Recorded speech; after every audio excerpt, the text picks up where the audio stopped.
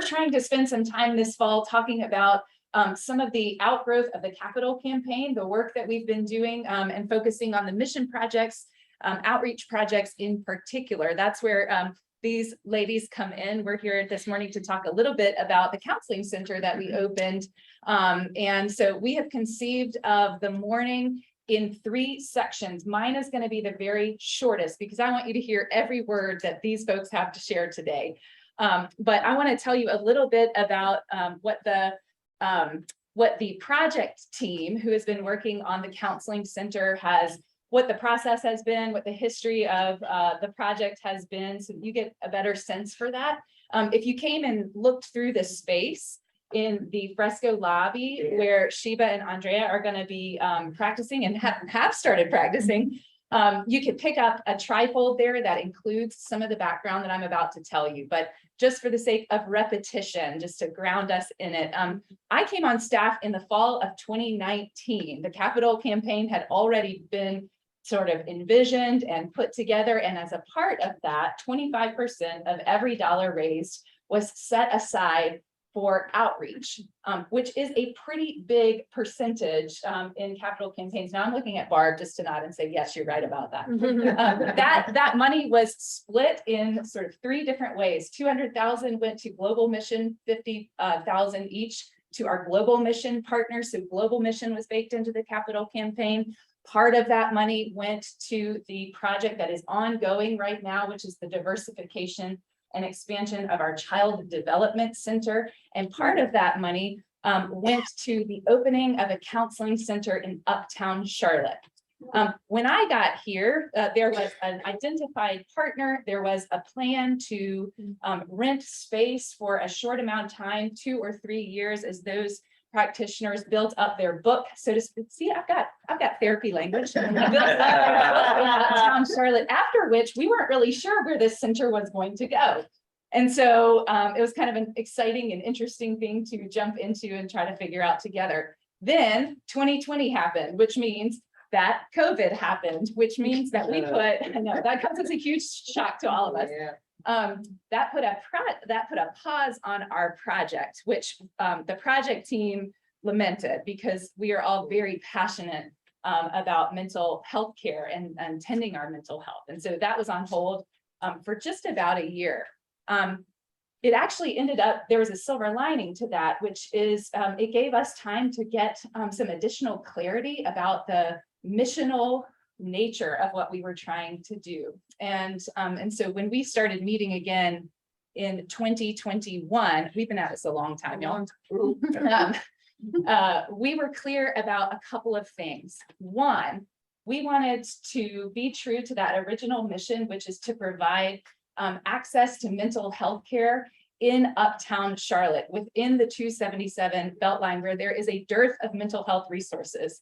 So if you're working over at Bank of America Center and need to leave to get care, that takes up a pretty big amount of your day to get over there to get the care, and that can be a barrier. And so First Pres recognized that. So we wanted to stay true to that, but we also wanted to make sure that not only were we part of providing excellent mental health care in Uptown Charlotte, but we want to provide accessible, affordable mental health care in Uptown Charlotte. That is what really got our project team excited and our juices flowing, because we recognize that we are in this diverse setting here in Uptown Charlotte, where socioeconomic status can be a barrier, in addition to place and kind of getting where you're going. So with those things in mind, our first goal was to provide affordable, accessible, and excellent care in Uptown Charlotte. The second thing, oh good, we've got a project team member here, so we'll get Sarah to answer all the questions.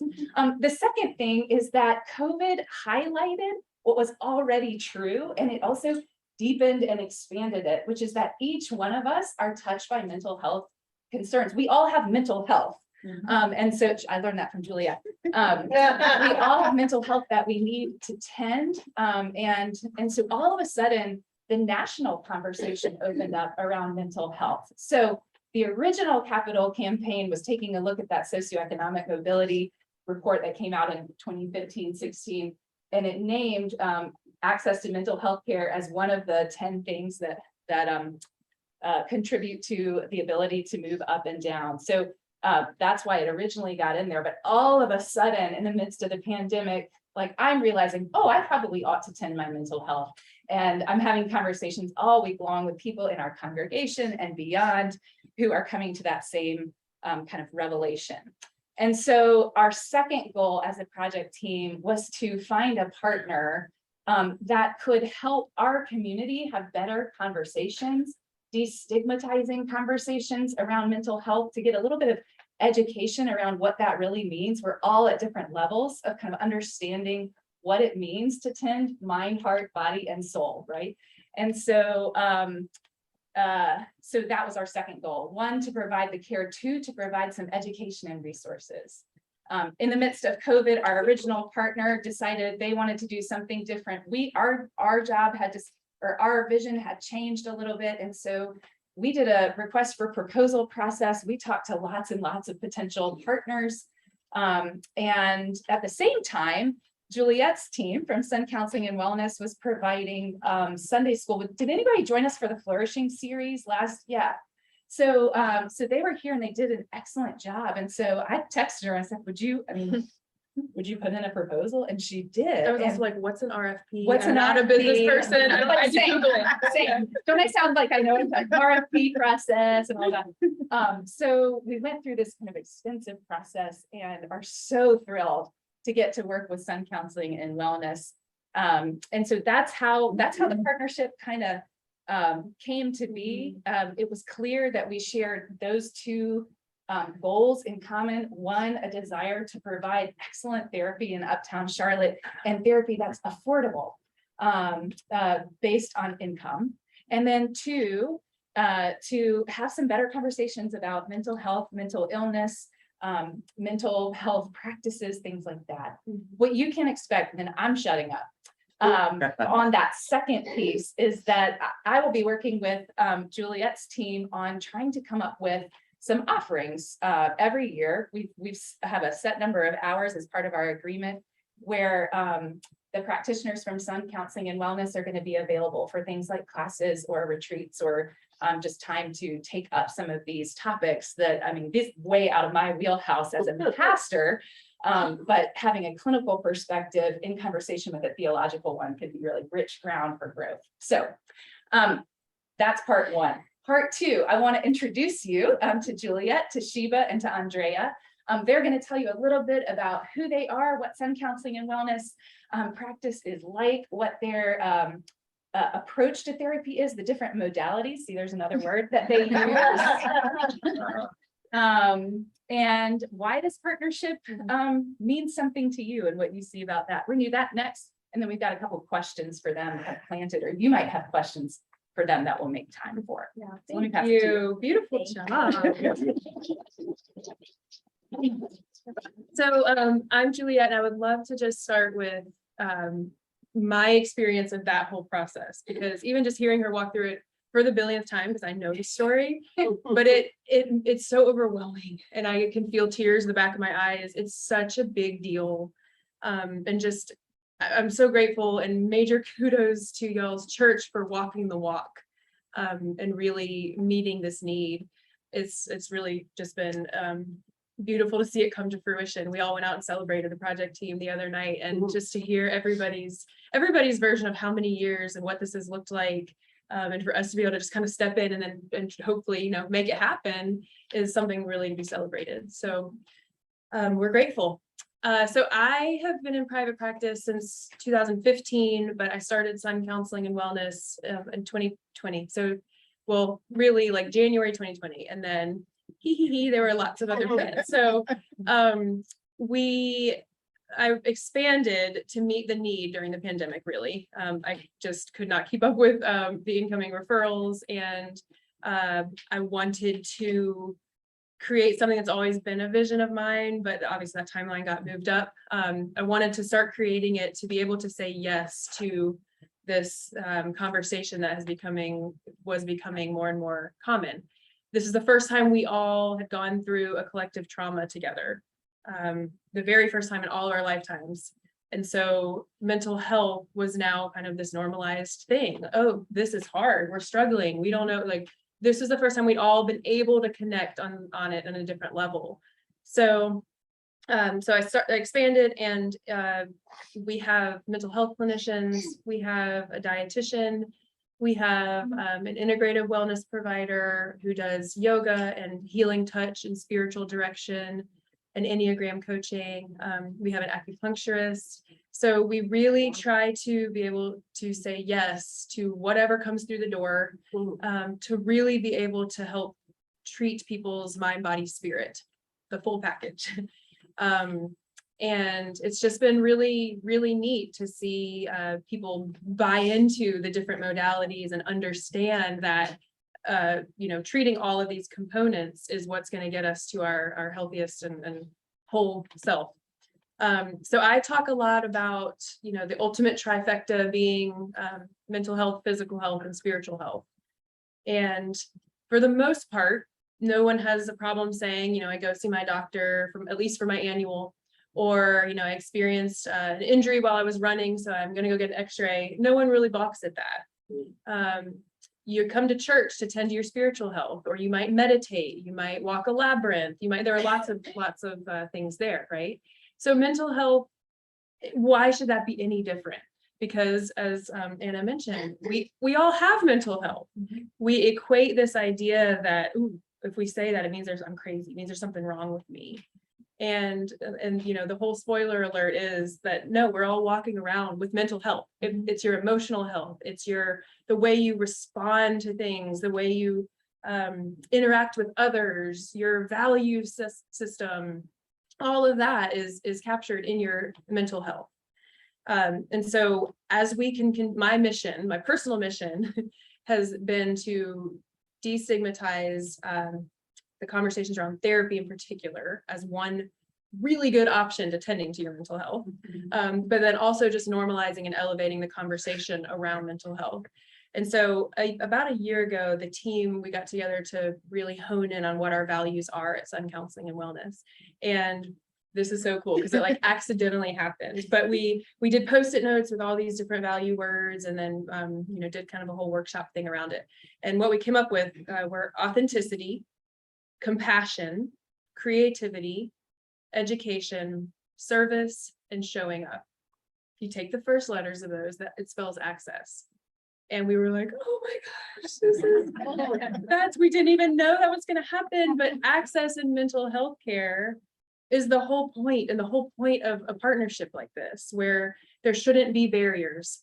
So this partnership removes so many of those barriers to allow people the permission and the room to access mental health care. So we embody that, and all of those words, a lot of those words have been really watered down.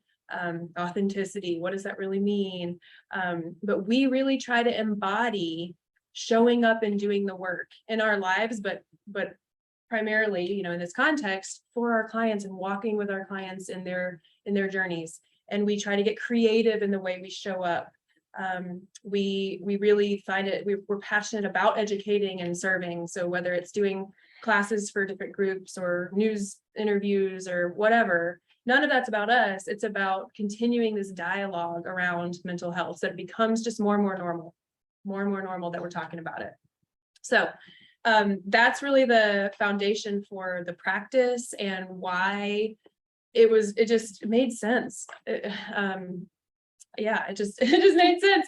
So then Sheba was already at my practice in South Park. We had some conversations, and she can kind of talk about why this made sense to make the jump over. And then I just sort of lucked upon finding Andrea in the Facebook therapist world, and was like, I have to have her. And so I'd also love to hear why it makes sense for you. And then we'll get into a little bit more about what is mental and emotional health and how that can apply to y'all, and then in context of the last few weeks of classes that you've had as well. Okay, now I'm done. Your turn. Okay. So Juliet has the blue hair. I have the gray hair that I try to keep. I've been practicing since 2004. And so, yeah, it's the color. But my career started out, I won't say it's all lined up the way that it was absolutely supposed to be.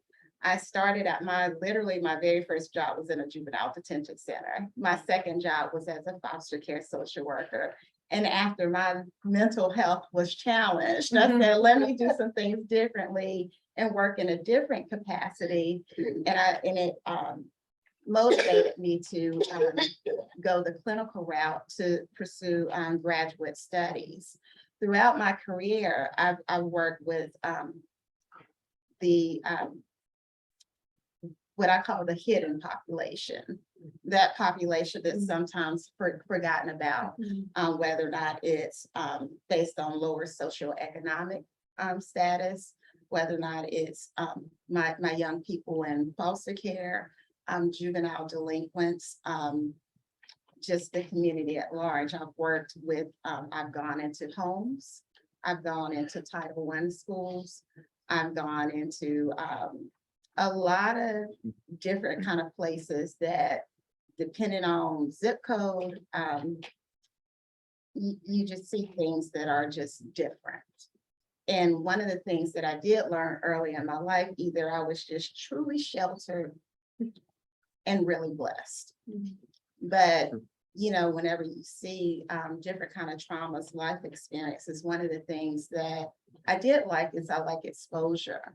So throughout my career, I worked on the administrative side with working with grants, with feeding programs, worked in alternative school settings, and also just wanted to broaden it and even started doing some travel with military. So I used to go to military bases and provide support services for our people that serve, and I would support their families on different military bases. So I would get to go to Fort Bragg, had funny stories with that where I turned down the wrong road and it was a whole thing. Into Belvoir, Camp Lejeune, and I'm just like, make new meaning on to just being able to see those different things, being in the military school setting, being in the child development centers, or working with those families that are dealing with deployment, working with the enlisted, with just dealing with reintegration into what we consider regular, normal life. And so I would work with that for a while. And so, but I got to see all different kind of aspects of that.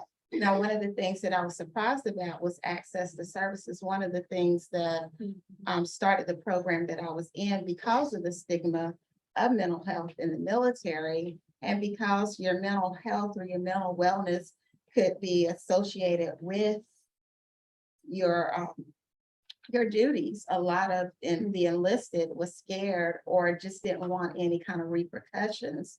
So as a contractor, our agency, we came in, and it's almost one of those things where we did no records. And it was completely independent, separate from the military, so that they could come in and get services freely and not have to worry about whether or not this is going to impact my duties, my job. And so I did that for a while, but my little knucklehead child at home had to recognize his mental health. So I decided to stop doing some of that traveling, because it was best for the mental health of our family that I come home. But with that being said, I also worked in hospital settings, and I worked at EAP. And for that, just everyday issues that we face, whether or not it's grief and loss, whether or not it's family issues, whether or not we're dealing with divorce, just everyday struggles that might interrupt our regular routine. And then of course, with private practice, you know, you just see a lot of things. And I think of mental health as a continuum of care. I also did some stuff at a medical clinic where I partnered with local Matthews Family Medical Clinic, if anybody's familiar with that. But we came in and we looked at, started a behavioral health program, and just looked at how our medical is impacted by our mental. easy example, diabetes, high blood pressure, those things are managed through diet and exercise. Well, if we're too depressed to exercise, or if we're not paying attention to our diet, then that's impacting our care. It was impacting our A1Cs, it's impacting our blood pressure. It has some impact on how long we have to be on medication. It impacts pretty much our quality of life. So I would work and partner with the patients as well as the providers there to come up with some plans in place to kind of help better equip the patients that we served to have whole care. And so those are some of the things. And when I looked at my studies, I always looked at bridging the gap between physical health and behavioral health. And they can be one and the same. Whenever you're looking at, it's easy to talk about a cold because we know those symptoms. Not necessarily before COVID, we knew those symptoms. But whenever you're looking at, if we look at the average cold, sometimes it'll, just natural home remedies, that's enough. Then we might have to go to CVS or Walgreens and get some stuff. Then if it doesn't work, then maybe after a week and a half, we might have to go to the doctor and get something prescribed to kind of help that. And because it might evolve into a sinus infection, it might evolve into pneumonia, any kind of upper respiratory. But sometimes when we leave those things unattended, it can get worse. And that's just kind of like our mental health. Some of our mental health is kind of like a cold symptom to where we can just manage it ourselves. It could be the support of your church. It could be the support of friends and family. And that very well might be enough. It might be a situation where, okay, I might need something in addition to family, friends, I might need some education.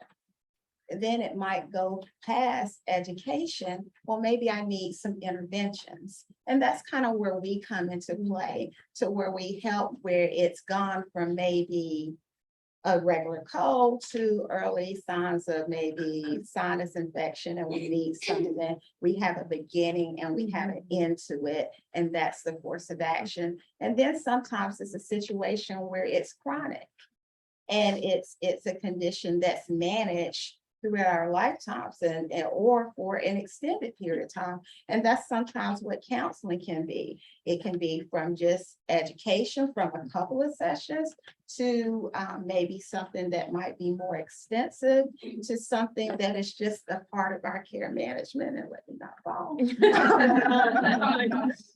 But so whenever I joined Juliet practice, and part of the thing that attracted me to Juliet is that our core and our values were similar.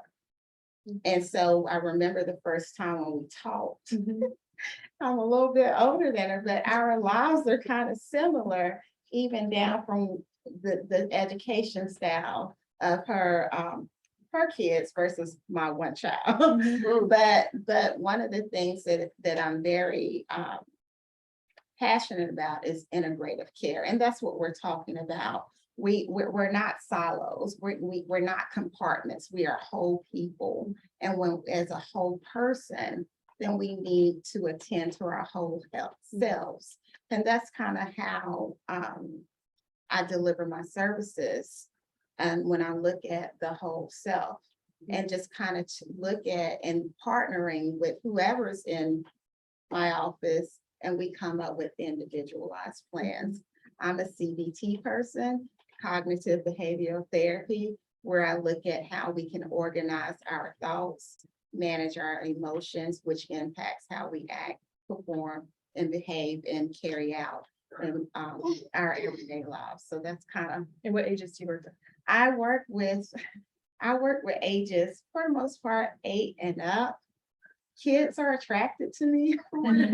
Family, so I usually get the younger ones, and so that's primarily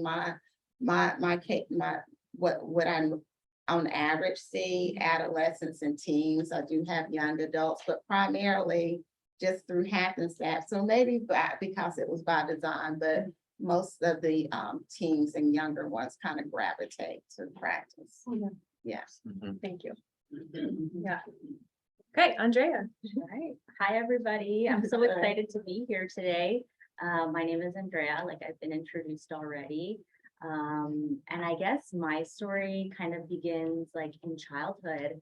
If I'm being completely honest, I had kind of a very difficult and rough upbringing, which kind of led me to my career in social work, in mental health, and wanting to provide access to people in lower socioeconomic backgrounds.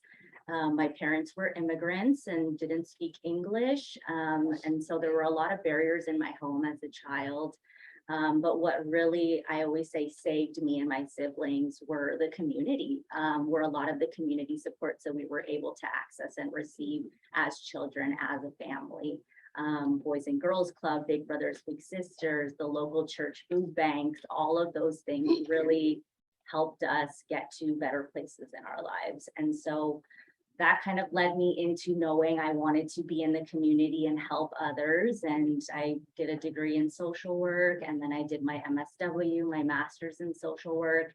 And then that kind of led me into the therapy route of social work. And yeah, here I am. And I just moved to Charlotte in August. And so I am brand new. And it's interesting, like Juliet mentioned, we met through Facebook in a counselors group. I was getting ready to move and I just thought, hey, let's put out some feelers and maybe I can make some connections in Charlotte with some therapists and get connected there. And I met Juliet and she would told me about this awesome partnership that was happening and I just knew I had to be a part of it. Like I've said, I want to be in the community. I want to work with community members. I truly believe that healing works in the community. I don't think that life is really hard and we can't do it alone. And so if we don't have the support of our community, it's very difficult. And so I always want to be working with the community in a space that's accessible to the community. And so this partnership just felt like, oh my gosh, this is for me. I have to be a part of it. This is a really cool initiative to be a part of. And so I'm so grateful to be here and to work with you all because I feel like we're truly going to be able to do some amazing things here. Who do you work with? What are your special teams? Yeah, so I work with adolescents and up. So I do about 15 and up all the way into older adulthood. My background is in trauma. So I have a lot of deep trauma training. I've worked with some very complex trauma cases. My background is in sexual abuse and sexual trauma. And I've also had experience working in the foster care system as well. And so I use kind of a trauma-informed lens to work with these different complex cases. I'm trained in EMDR, which stands for eye movement desensitization and reprocessing. It's a mouthful, but it's this very cool modality that uses bilateral eye stimulation to kind of reprocess and clean out maybe some of our memory networks that might have gotten a little bit stuck because of past traumas or experiences that might have happened to us. And Juliet's reminding me I am bilingual, and so I do also see Spanish-speaking clients, which is very important to me as well, to be able to provide my services and give more access to Spanish-speaking communities as well as English-speaking communities. How lucky are we with these two? I think you probably share my enthusiasm now that you heard from our friends. I want to say like a couple of logistic things, and then I want to ask a little bit more about emotional resilience and things like that. If you're interested in learning more about capital campaign dollars and how they what our investment is.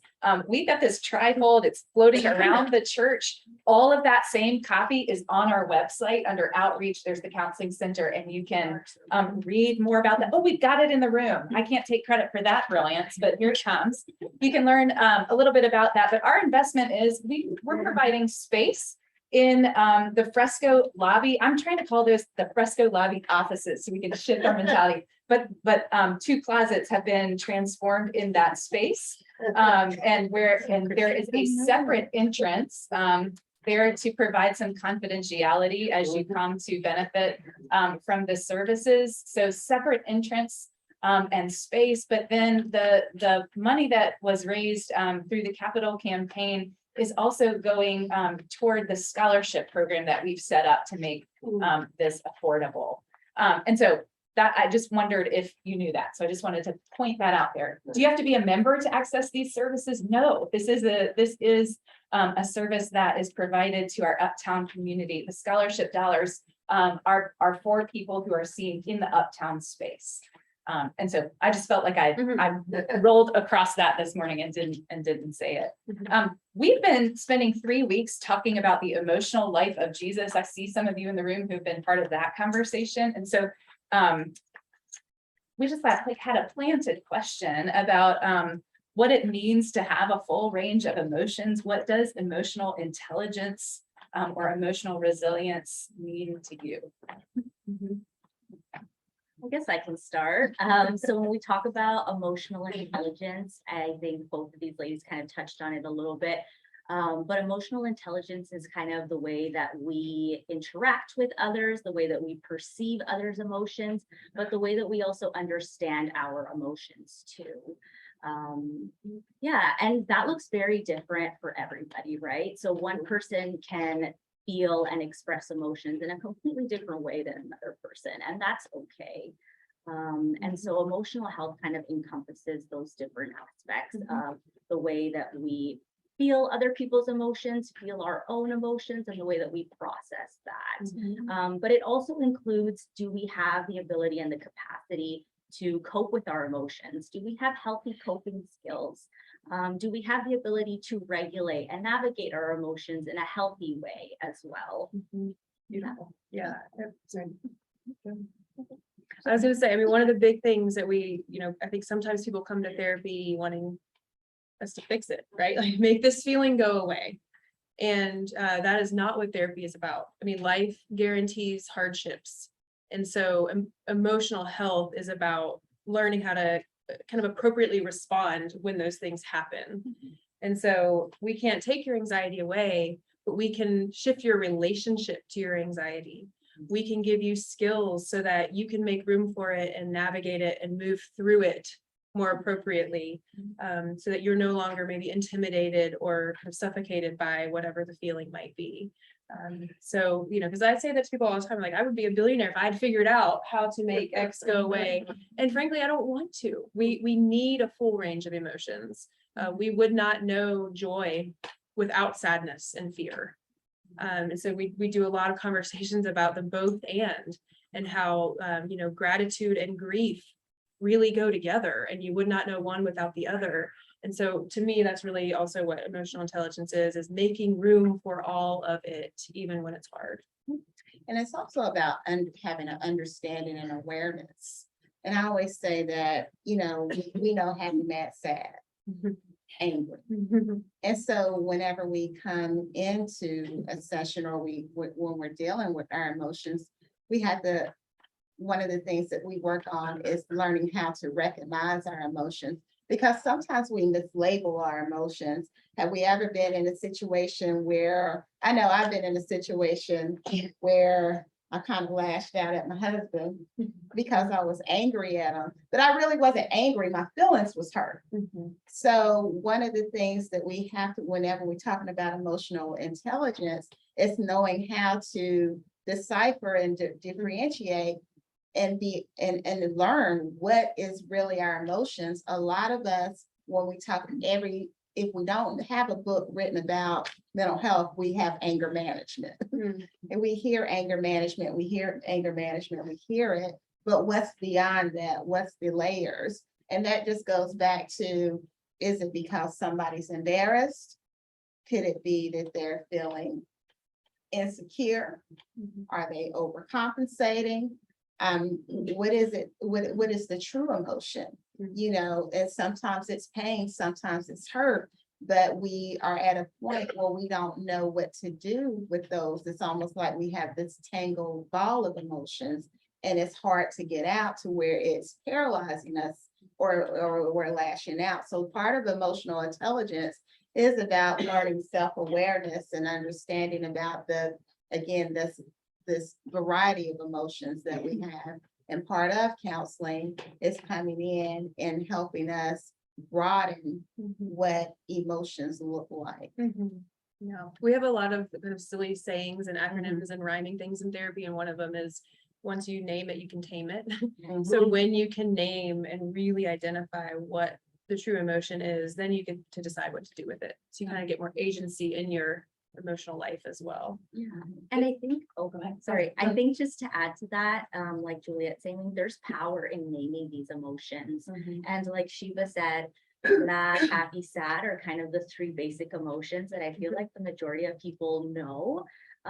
But you know, coming to counseling can kind of expand your vocabulary on feelings and help you know what those feelings might might feel to you, and help you recognize those in your body and what that feels like. And in knowing that there's power in that, in knowing what that feels like, knowing the name of that emotion, all of that contributes to your emotional intelligence. I've been thinking about one comment from a month ago in our Emotional Life of Jesus class when Nolan, my buddy Nolan, who taught this class, pointed out Jesus's own emotional intelligence when the dude said, "Can anything good come from Nazareth?" And he pointed out, I've been thinking, Gerald and I've had a long conversation about it, that Jesus pauses and responds in a way that you don't anticipate. And his point was, he was displaying emotional intelligence in that moment, which, gosh, that's a fascinating lens on the scripture. It's not the only lens, but it's an interesting one. One of the things that I learn from these folks every time I interact with them, and one of the phrases or sentences we've been throwing around is, we have emotions, we are not our emotions. And I wonder if you could unpack that for us, and then let's open it up for some questions. Yeah, I really do. I think I used this term earlier. I think about us in relation to our emotions, which is a healthier framework than I am anxious.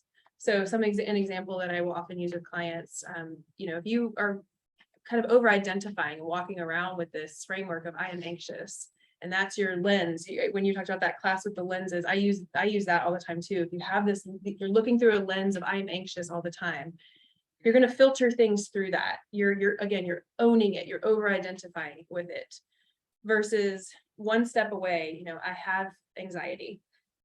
There's just a little more room in that. Now I have a relationship to my anxiety. Maybe even one more step. I notice that I'm having an anxious thought.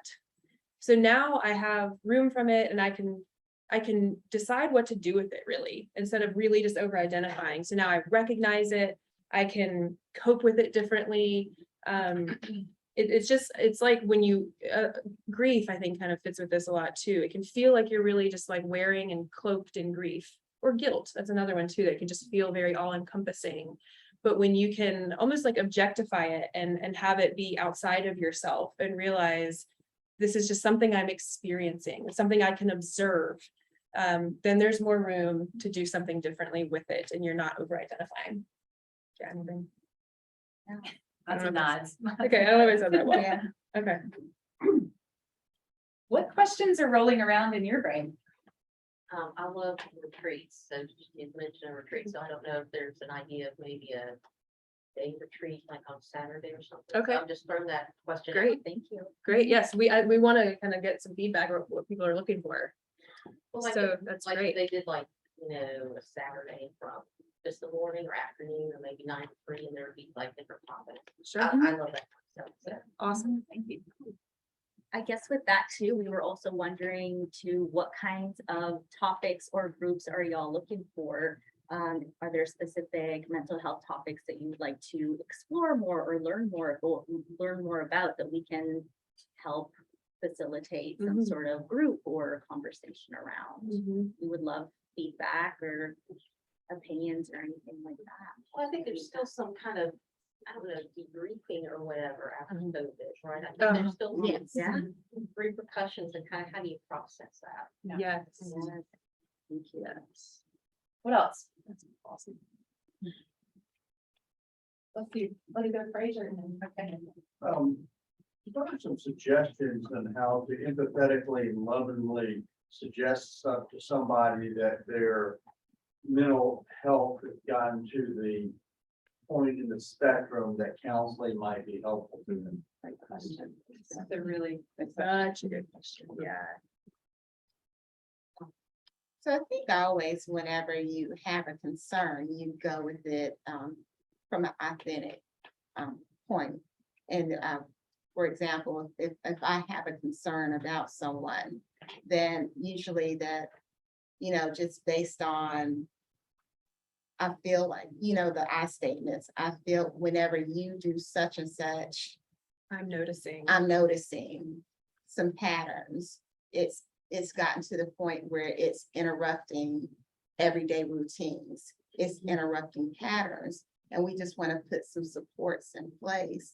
And, you know, counseling, this is what we've tried.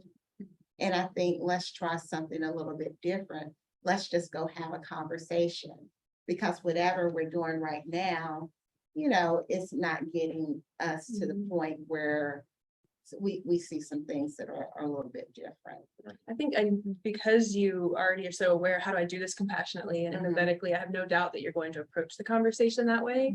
I think there are phrases that are really helpful, like I notice, I wonder, because we all know that, you know, you can lead a horse to water, but you know, you can't force someone to do counseling. 'Cause then we've all had those clients where they're there because mom, dad wanted to be there, and they, you know, so using like, I noticed that this keeps happening, you know, I noticed that this, and I wonder if something like, you know, talking to somebody else and not having to walk through this alone, where, you know, you might learn some tools or some strategies. There's a lot of stigma and misconception about what therapy is. And we didn't even get into that. We've talked about mental health, but you know, you've got just the old vision of laying on the old guy's couch and, you know, and that, or whatever they show in the movies where it can look really kooky, and it can look a lot of different ways. So even understanding that, to be able to say to someone, you know, there's a therapist for everyone. There's a vibe or a style or a fit for whatever you might need. And so I'll help you, you know, kind of vet it out and find one that works for you. But those little phrases, I'm curious, I wonder, I notice, put it out there, plant a seed. And ultimately that's all we can do. That's one thing I've learned from you all too, just on the point about there's a therapist for everybody, is that part of your training is knowing when you're not the right one. Correct. And so in essence, we have a referral network here to say, well, I might not be the right person, but I can connect you to other resources. Question right here. Yeah, first of all, thank you for this presentation. Oh, yeah. I didn't know if there was any plans to partner with local hospitals and have this incredible need for a service like this. And third, is it okay as a nurse for me to share this with my case managers? And Yes. so Yes, yes. Or Yes. possible patient referral. Yes. It's certainly benefit. So I think. That's great. Thank you. Yeah, we're starting. I think it would just really help, because there has been this great surge of not only COVID, but after that, it's just realizing all the, like we have been alluding to all the presentation, the need for mental health resources. No, thank you. I think we're continuing to, we've really only been up and running for 2 weeks. And I think it's, but I also think it's worth saying, I mean, both ladies have a handful of clients already each. And so that speaks to, like, people are excited and so eager. And we're continuing to build out these relationships. I know we're going to connect with partners that you all have, mission partners that you all have. I've connected with like mobile crisis and the hospitals. That's a great idea. And actually, if you have ins, because it's hard to find the right people to talk to there, I would love that. Okay. But yeah, we're open to all of those partnerships. We go Sarah and then Susan. That makes Ken and Heather are maybe partners, right? It's a real intentional effort. Yes. community partners for their staff and clients. But so just your comment about, broadening your vocabulary around, different emotions. I would love a program on that, understanding, my emotions and how to take a step back, from being like, I'm anxious to. Sure. I'm anxious about this. Sure. That, I think that, I know. Okay, great. Thank you. Susan? You all, every day hear so many tragic stories. I'm just wondering what you all do for your own mental health and your own self-care, that how this just doesn't. Thank you. Thank you for We have our own therapists. I mean, I shouldn't speak for all of us. I have my own therapist. And self-care routines. Self-care is another term that's really been watered down too. We should do a whole class of that. Yeah. What does that really mean? And my friend Sandra, who works at the practice too, she calls it soul care. Because that really gets to that, like, that's what we're talking about. What really nurtures your soul? Are you attuned to like what your needs really are? And so we try to have our own structure of being attuned to those needs, but we don't do it well all the time.